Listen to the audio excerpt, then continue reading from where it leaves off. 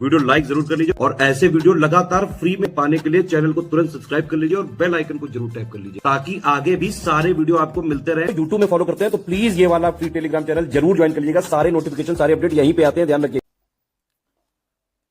नमस्कार दोस्तों, आप सभी का स्वागत है स्टडी फॉर एग्जाम्स में। दोस्तों, यूपी ट्रिपल सामान्य अध्ययन सीरीज का यह चौथा वीडियो है। इससे पहले 3 वीडियो आ चुके हैं।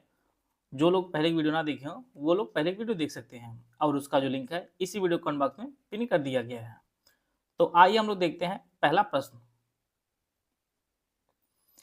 निम्नलिखित युग्मों में कौन सा एक सही सुमेलित नहीं है? माधवाचार्य अद्वैतवाद, निम्बार्काचार्य द्वैताद्वैतवाद, वल्लभाचार्य शुद्धाद्वैतवाद, रामानुजाचार्य विशिष्टाद्वैतवाद। तो इसका जो सही आंसर है वो ऑप्शन है माधवाचार्य जो है यह अद्वैतवाद के प्रवर्तक नहीं थे, बल्कि वह द्वैतवाद के प्रवर्तक थे। द्वैतवाद के प्रवर्तक थे। तो इसका जो ऑप्शन ए है वो आपका सही है। बाकी सभी सुमिलित है। निम्बार्काचार्य द्वैताद्वैत, वल्लभाचार्य शुद्धाद्वैतवाद, रामानुजाचार्य विशिष्टाद्वैतवाद। अगला प्रश्न है, उत्तर प्रदेश सरकार ने किस ऐतिहासिक स्मारक से जुड़वा मछली का प्राचीन अंगीकार किया है? बुलंद दरवाजा, रूमी दरवाजा, लखी दरवाजा, दिल्ली गेट। तो इसका जो सही आंसर है वो ऑप्शन बी रूमी दरवाजा जो लखनऊ में स्थित है। यहाँ पर जो है जुड़वा मछली का जो प्राचीन है यहीं से अंगीकार किया गया है, जो हमारे प्राचीन में स्थित है। बी ऑप्शन इसका सही है। ब्लू विट्रियल किस रासायनिक का नाम है? सोडियम सल्फेट, निकल सल्फेट, कॉपर सल्फेट या आयरन सल्फेट। तो ब्लू विट्रियल जो है यह है कॉपर सल्फेट का जो है रासायनिक नाम है और इसका जो रासायनिक सूत्र होता है यह CuSO4 जो है इसका रासायनिक सूत्र होता है। सी ऑप्शन इसका सही है। केंद्रीय सहकारिता मंत्रालय किस वर्ष गठित किया गया था? 2019, 2020, 2021 या 2022। तो केंद्रीय सहकारिता मंत्रालय जो स्थापित किया गया था, जिसका गठन किया गया था, वर्ष 2021 में जो है इसका गठन किया गया था और वर्तमान में जो है अमित शाह जी केंद्रीय सहकारिता मंत्रालय की जो है मंत्री हैं। अमित शाह जो है केंद्रीय सहकारिता मंत्री हैं। सी ऑप्शन आपका सही है। निम्नलिखित में से कौन सा झीलों का जोड़ा सू नहर द्वारा जुड़ता है? सुपीरियर और मिशिगन, सुपीरियर और हिरोन, हिरोन और ओंटारियो, हिरोन और इरी। तो सुपीरियर और हिरोन जो झीलें हैं यह सू नहर से जुड़ती हैं। बी ऑप्शन इसका सही है। यहाँ पर एक तरफ दिन दिया गया, दूसरी तरफ दिवस दिया गया है। आपको पहचानना कौन जो है सही सुमिलित नहीं है। विश्व वेटलैंड दिवस 2 फरवरी, विश्व पर्यटन दिवस 27 अगस्त, राष्ट्रीय युवा दिवस 12 जनवरी, प्रवासी भारतीय दिवस 9 जनवरी। तो इसका जो सही आंसर है वो ऑप्शन बी इसका सही आंसर है।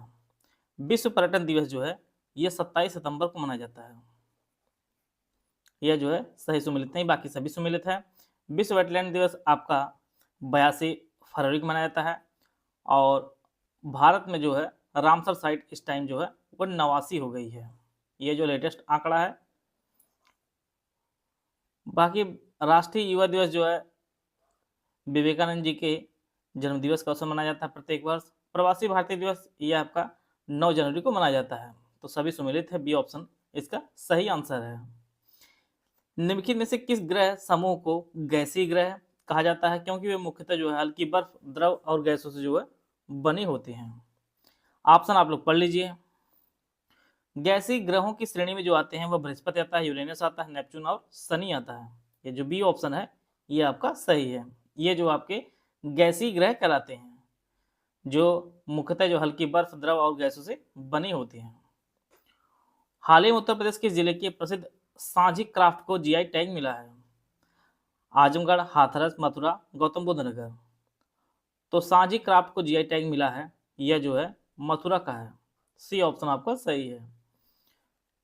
इसका जो ऑप्शन सी है वो आपका सही है। एक वयस्क मानव शरीर का तात्विक संयोजन द्रव्यमान के अनुसार किस प्रकार होता है? ऑप्शन आप लोग पढ़ लीजिए। कार्बन, ऑक्सीजन, हाइड्रोजन, नाइट्रोजन दिया हुआ इस प्रकार से। तो शरीर के जो द्रव्यमान में जो इसका वैल्यू होती है वह आपका ऑक्सीजन सबसे ज़्यादा होता है, फिर कार्बन होता है, फिर हाइड्रोजन और फिर आपका नाइट्रोजन होता है। तो इसका जो ऑप्शन बी है वह आपका सही है। वयस्क मानव शरीर का जो तात्विक संयोजन में द्रव्यमान होता है, सबसे अधिक ऑक्सीजन होता है, फिर कार्बन होता है, फिर हाइड्रोजन और फिर आपका नाइट्रोजन होता है। बी ऑप्शन इसका सही है। उत्तर प्रदेश के निम्नलिखित जिलों में कौन से जिले राष्ट्रीय राजधानी क्षेत्र में जो है सम्मिलित हैं? बुलंदशहर, हापुड़, बागपत, शामली। ऑप्शन आप लोग पढ़ लीजिए। जैसा कि आप लोग जानते हैं कि एनसीआर में जो है उत्तर प्रदेश टोटल जो है 8 जिले शामिल हैं। इसमें आपका मेरठ है, गाजियाबाद है, गौतम बुद्ध नगर है, बुलंदशहर है, बागपत है, हापुड़ है, शामली है और आपका मुजफ्फरनगर है। तो इसमें जो है सभी जो जिले दिए गए हैं सभी जो इसमें शामिल हैं। डी ऑप्शन इसका सही आंसर है। निम्नलिखित भारतीय राज्यों में से किसकी जो तटरेखा है भारत सभी राज्यों में दूसरी सबसे बड़ी तटरेखा वाला राज्य है? गुजरात, तमिलनाडु, महाराष्ट्र और आंध्र प्रदेश। जैसा कि आप लोग जानते हैं कि हाल ही में जो है नया आंकड़ा आया है, तो भारत की जो तटीय सीमा की कुल लंबाई है वो 11,098 है। पहले जो है वह लगभग 7500 के आसपास थी, लेकिन अब ये जो बढ़कर जो है ये 11,098 किलोमीटर हो गई है। और तटीय राज्यों में जो सबसे बड़ी जो सीमा वाला राज्य है वह आपका अभी भी गुजरात ही है। और गुजरात की जो तटीय सीमा की लंबाई है वह अब 2340 किलोमीटर हो चुकी है, जो सभी राज्यों में सबसे अधिक है। दूसरा जो स्थान होता है अब तमिलनाडु का है। पहले आंध्र प्रदेश दूसरे स्थान पर था, लेकिन अब जो है तमिलनाडु की दूसरी सबसे बड़ी तटरेखा वाला राज्य हो चुका है। और तीसरे स्थान पर आपका आंध्र प्रदेश है। तो पहला स्थान पर गुजरात है, दूसरा जो सबसे बड़ा राज्य है तटीय रेखा वाला वह आपका तमिलनाडु है। इसकी तटरेखा जो है दूसरे नंबर पर सबसे बड़ी है। तो इसका जो ऑप्शन ए है वह आपका सही है। इनमें से कौन 16वें वित्त आयोग के अध्यक्ष हैं? सी रंगराजन, विजय केलकर, अरविंद पनगड़िया, एनके सिंह। तो अभी हाल ही में जो है अरविंद पनगड़िया को 16वें वित्त आयोग के अध्यक्ष के रूप में चुना गया है। और जैसा कि हम लोग जानते हैं कि हमारे संविधान में आर्टिकल 280 में जो है वित्त आयोग के बारे में बताया गया है और प्रत्येक 5 वर्ष के अंतराल पर जो है राष्ट्रपति वित्त आयोग का जो गठन करते हैं। तो इसका जो पहला ऑप्शन है, इसका जो ऑप्शन सी है यह आपका सही आंसर है। हाल ही में हॉकी इंडिया अवार्ड से major Dhyanchand life time achievement award 2023 से किसे सम्मानित किया गया है? अशोक कुमार, हरचरण सिंह, हार्दिक सिंह, राजेंद्र सिंह। तो major Dhyanchand life time achievement award 2023 से जो है यह मेजर ध्यानचंद जी के लड़के जो अशोक कुमार जी हैं इन्हें जो है लाइफ टाइम अचीवमेंट अवार्ड से सम्मानित किया है। ये ऑप्शन इसका सही आंसर है। निम्नलिखित में कौन सा भारत में विद्युत का सबसे बड़ा स्रोत है? पनबिजली संयंत्र, नाभिकीय बिजली संयंत्र, ताप विद्युत संयंत्र या पवन ऊर्जा। तो भारत में जो है विद्युत ऊर्जा जो सबसे बड़ा स्रोत है यह ताप विद्युत संयंत्र है। ताप से जो है भारत में ऊर्जा सबसे अधिक उत्पन्न की जाती है। कोयला से, कोयला है, पेट्रोल है, जो भी चीजें जो है ताप उत्पादित करते हैं, इससे जो है भारत में सबसे अधिक विद्युत उत्पादन किया जाता है। सी ऑप्शन इसका सही है। आगे बढ़ने से पहले आपको बताना चाहता हूं 3 फरवरी से हमारा जो है आरओ प्री 2023 री एग्जाम के लिए कोर्स शुरू किया गया है। यह जो कोर्स है यह आपको दोनों भाषाओं में उपलब्ध होगा। यूपीएससी आरओ प्री 2023 री एग्जाम फुल प्लेट को रिकॉर्डेड क्लासेस दी जाएंगे, डाउट क्लियर दिया जाएगा। इसकी फीस जो है 4,000 रुपये है।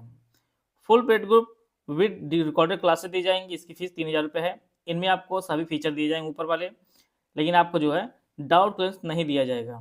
Only study material group with recorded classes आपको मिलेंगी, इसकी जो फीस आपकी 2,200 रुपये है। ओनली टेस्ट सीरीज का जो ग्रुप है इसकी फीस 1,000 रुपये है, जिसमें आपको 20 फुल इंटरेस्ट मिलेंगे, जिसमें 10 जीएस के होंगे जिनमें प्रत्येक में 40 क्वेश्चन होंगे और 10 आपके हिंदी के होंगे जिसमें 60 प्रश्न होंगे। 16 सेक्शन वाइज टेस्ट होंगे जिसमें 10 जीएस के पॉइंट होंगे और 6 आपके सामान्य हिंदी के पॉइंट्स होंगे। और इसके अलावा जो है आपको 10 रीजनिंग के टेस्ट सीरीज दिए जाएंगे जिनमें प्रत्येक में 50 प्रश्न होंगे।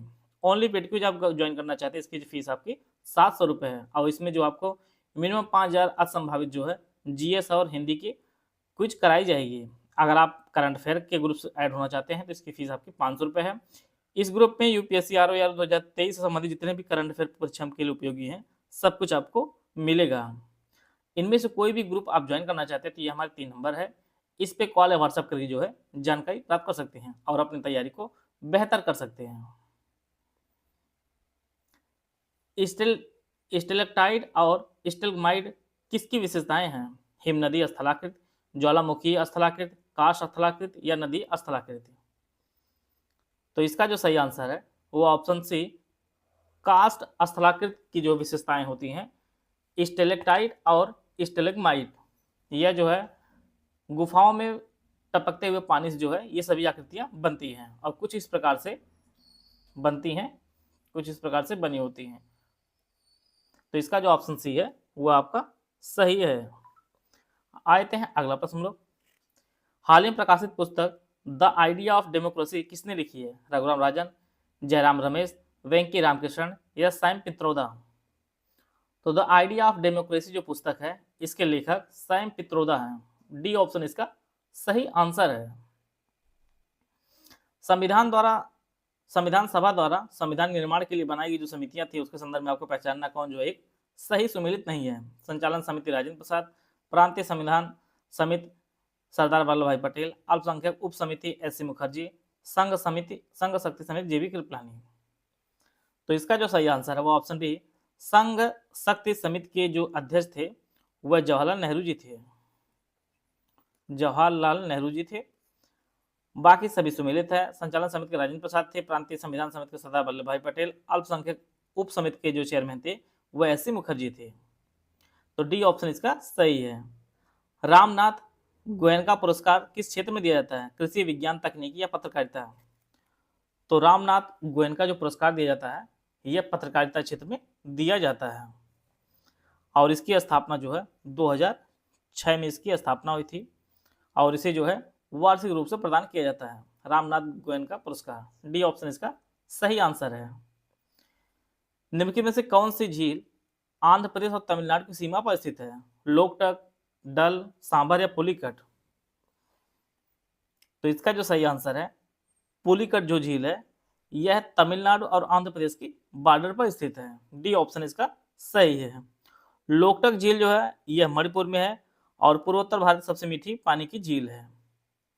इसी प्रकार से डल झील जो है यह आपके श्रीनगर जम्मू कश्मीर में स्थित है और सांभर आप लोग जानते हैं कि सांभर आपके राजस्थान में स्थित है। तो डी ऑप्शन इसका सही आंसर है।